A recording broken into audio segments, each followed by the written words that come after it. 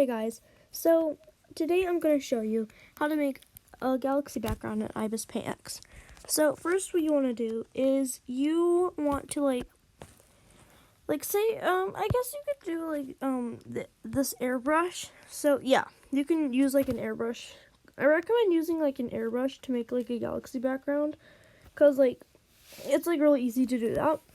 So one of the things about this is like you have to think about the colors of a galaxy. So like maybe like a light purple and a pink. That would work.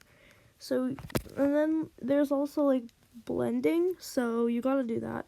And then there's also dark purple, but it turns out lighter. And don't forget blue. So you want to do blue too. Well, maybe not as dark. Let me just do that. Okay. So, and you know, you might want to add red too because it actually looks pretty good. Let me just there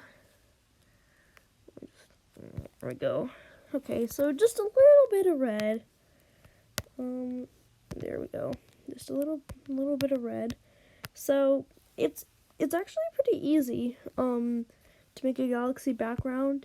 You add all sorts of colors, and you just do whatever. I mean, it's pretty easy. So yeah, I mean that's pretty much how you do it. Yeah, so if you want more tutorials about IbisPaint X and how to do stuff on it, I mean, I'll do the videos. I'm happy to do it. So, bye guys.